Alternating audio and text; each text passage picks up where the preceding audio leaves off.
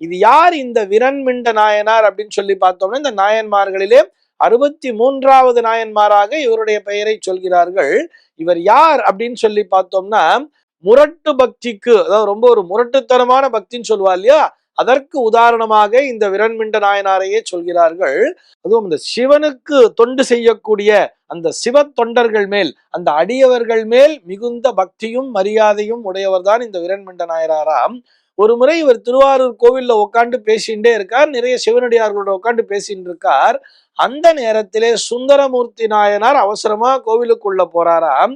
சுந்தரமூர்த்தி நாயனார் இறைவனோடு ஒரு நட்புறவோடு இருந்தவர் அல்லவா, அவர் ரொம்ப வேகமா போகும் பொழுது இந்த விரண்மிண்ட நாயனாரும் மற்றும் அங்க சிவனடியார்கள்லாம் உட்கார்ந்துருக்கா, அவர்களை பார்க்காமலேயே அவர் வேகமாக சென்று விடுகிறாராம் உள்ளே. இதை பார்த்த உடனேயே இவருக்கு கோபம் வந்துடுறது விரண்மிண்ட நாயனாருக்கு. இங்க வெளியில அடியவர்கள்லாம் உட்கார்ந்துருக்கா, இந்த அடியவர்களை பார்த்து வணங்காமல் இவர் பாட்டி நேரடியா கோவிலுக்குள்ள போறாரு அப்படின்னு சொல்லிட்டு, அதுவும் அந்த சுந்தரமூர்த்தி நாயனாருக்கும் இறைவனுக்கும் இருக்கக்கூடிய நட்பு என்பதும் இவருக்கு தெரியும்.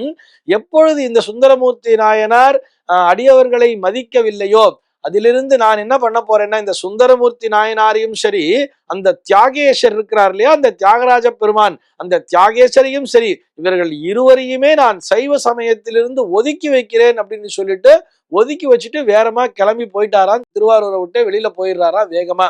இதை கேள்விப்பட்ட அந்த சுந்தரமூர்த்தி நாயனார் என்ன பண்றார் அப்படின்னு சொல்லி பார்த்தோம்னா, இதுல கதை ரெண்டு விதமா சொல்றார்.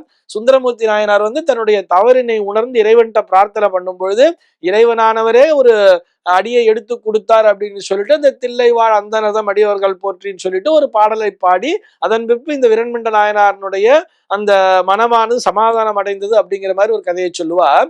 இன்னும் ஒரு சில பேர் எப்படி சொல்றான்னு பார்த்தோம்னா, இவர் ரொம்ப கோச்சுண்டு அந்த விரண்மிண்ட நாயனார் ரொம்ப அந்த தியாகேசர் மேலையும் அந்த சுந்தரமூர்த்தி நாயனார் மேலையும் ரொம்ப கோபப்பட்டு அந்த திருவாரூரை விட்டே வெளியில போயிடுறாரா.